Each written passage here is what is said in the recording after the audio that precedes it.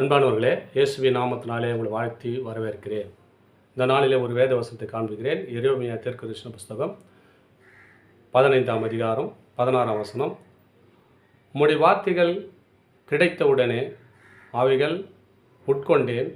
உம்முடைய வார்த்தைகள் எனக்கு சந்தோஷமும் எனக்கு இருதயத்துக்கு மனமகிழ்ச்சியுமாக இருந்தது. பாருங்கள், யாரெல்லாம் இந்த வார்த்தை கேட்குறீங்க? இந்த வார்த்தை கேட்குறவங்களுக்கு ஆண்டவர் சொல்கிறார், மனமகிழ்ச்சி இருக்குங்க. மனமகிழ்ச்சி இல்லாமல் இருக்கும், சந்தோஷம் இல்லாமல் இருக்கும், சமாதானம் இல்லாமல் இருக்கும். இங்கே பாரு, எரேமியா தீர்க்கதரிசி சொல்கிறாருன்னா, இந்த வார்த்தை கேட்ட உட்கொண்ட உடனே, இந்த வார்த்தைலாம் யார் கேட்குறீங்க, யாரெல்லாம் பார்க்குறீங்களோ அந்த குடும்பத்தில் ஒரு மனமகிழ்ச்சி, ஒரு சந்தோஷம் உண்டாகுமா? ஆண்டவர் தீர்க்க தரிசனமாக பேசுகிறார்.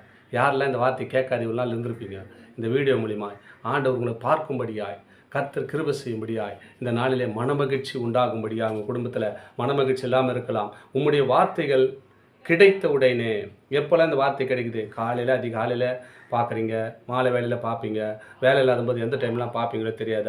ஆனால் ஆண்டவர் சொல்கிறார், உம்முடைய வார்த்தைகளை கிடைத்த உடனே அவைகளை உட்கொண்டேன். உட்கொண்டேன்னா உள்ளு வாங்கிக்கினாங்களாம். இந்த வார்த்தை என்ன பேசுனாங்க, எதுக்கு பேசுகிறான்னு, உட்கொண்டேன், வார்த்தைகளை உட்கொண்டேன், எனக்கு சந்தோஷமும் என் இருதயத்துக்கு மனமகிழ்ச்சியுமாக இருக்குதான். பாரு, இந்த வார்த்தை வந்தோடனே சந்தோஷங்க.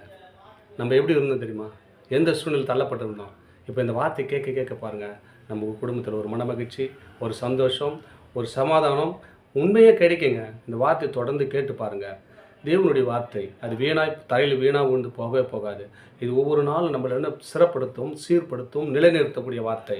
இந்த வார்த்தையை நம்ம என்ன பண்ணோம்? உட்கொள்ளணுங்க. அன்னாடம் உட்கொள்ளன்னு சொன்னால் நம்ம இருதயத்தில் தக்க வைத்து கொள்ள வேண்டும். தக்க வைத்துக்கொண்டு அநேகருக்கு புரோஜனப்படுத்தி கொள்ள வேண்டும்.